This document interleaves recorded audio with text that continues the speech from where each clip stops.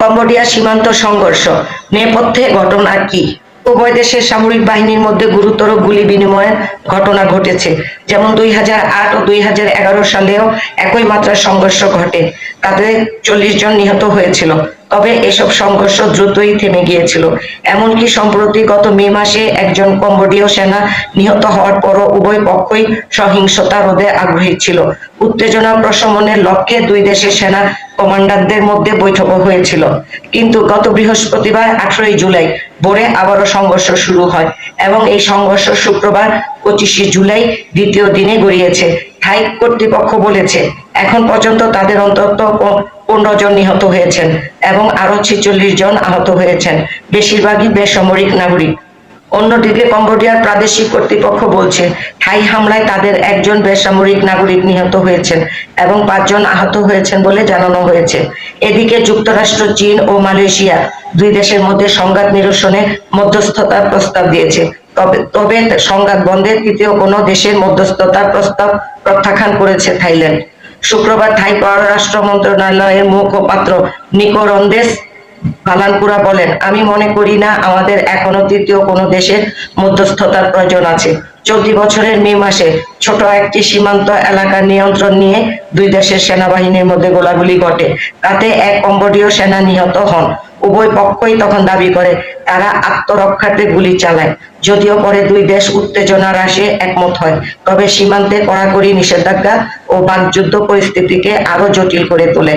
Thailand সীমান্তে কঠোর নিয়ন্ত্রণ আরোপ করে, যার ফলে শুধু ছাত্র, চিকিৎসা প্রার্থী ও জরুরি প্রয়োজন ছাড়া অন্য কোনো মানুষ যাতায়াত করতে পারছিল না। সর্বশেষ বৃহস্পতিবার 24 জুলাই থাইল্যান্ড পুরো সীমান্তই বন্ধ করে দেয়।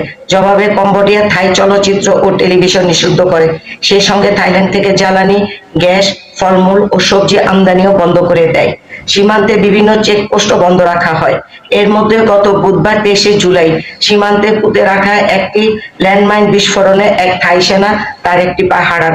এর আগে গত 16 জুলাই একইভাবে মাইন বিস্ফোরণে আরো 3 থাই সেনা আহত হন। থাই কর্তৃপক্ষ এই মাইন পুঁতে রাখার জন্য কম্বোডিয়াকে দায়ী করে, তবে কম্বোডিয়া তা অস্বীকার করে বলে থাই সেনারা তাদের জন্য নির্ধারিত পথ থেকে সরে পুরনো যুদ্ধকালীন বিস্ফোরককে পা দিয়েছিলেন। এই ঘটনার পর থাইল্যান্ডের ফেউ থাই পার্টি নেতৃত্বাধীন সরকার কম্বোডিয়ায় নিযুক্ত থাই রাষ্ট্রদূতকে দেশে ফিরিয়ে আনা ও থাইল্যান্ডে নিযুক্ত কম্বোডিয়া রাষ্ট্রদূতকে বহিষ্কারের ঘোষণা দেয়। পাশাপাশি দুই দেশের মধ্যে কূটনৈতিক সম্পর্ক কমিয়ে আনার ঘোষণা দেয়। থাই ও কম্বোডিয়ার 800 কিলোমিটার দীর্ঘ সীমান্ত বহু দশক ধরেই বিরোধপূর্ণ। এই বিরোধের মূল উৎস 1907 সালে ফরাসি উপনিবেশিক শাসনামলে আঁকা একটি মানচিত্র, যেটাকে ভিত্তি হিসেবে ধরে কিছু এলাকা দাবি করছে কম্বোডিয়া। অন্যদিকে থাইল্যান্ড সেই মানচিত্র প্রত্যাখ্যান করে আসছে। সবচেয়ে বেশি বিরোধ রয়েছে প্রায় 1000 বছরের পুরানো প্রেয়া ভিহেয়ার মন্দির নিয়ে। 1962 সালে আন্তর্জাতিক বিচার আদালত এই মন্দির এলাকার মালিকানা কম্বোডিয়াকে দেয়। এরপর 2011 সালে নতুন করে সংঘর্ষের পর কম্বোডিয়া আবার আইসিজের দ্বারস্থ হয় ও 2013 সালে আদালত আবারও তাদের পক্ষে রায় দেয়। বর্তমানে কম্বোডিয়া আবার আন্তর্জাতিক আদালতের দ্বারস্থ হয়েছে, তবে থাইল্যান্ড সেই আদালতের এখতিয়ার মানতে অস্বীকৃতি জানিয়েছে। এই সংঘাত থাইল্যান্ডে রাজনৈতিক অস্থিরতা সৃষ্টি করছে। চলতি জুলাই মাসের শুরুতে প্রধানমন্ত্রী পেতংতান সিনাওয়াত্রার এক ফোনালাপ ফাঁস হয়।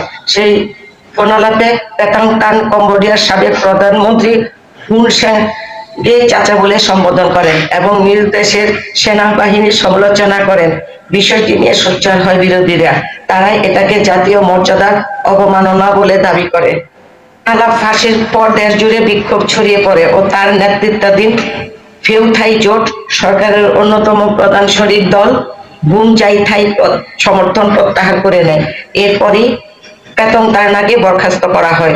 গঠিত হয় নতুন সরকার, যার ভারপ্রাপ্ত প্রধানমন্ত্রী করা হয় সাবেক প্রতিরক্ষা মন্ত্রী ফুম থাম ওয়ে চাই চাইকে। সারা বেলা খবর পাবি না।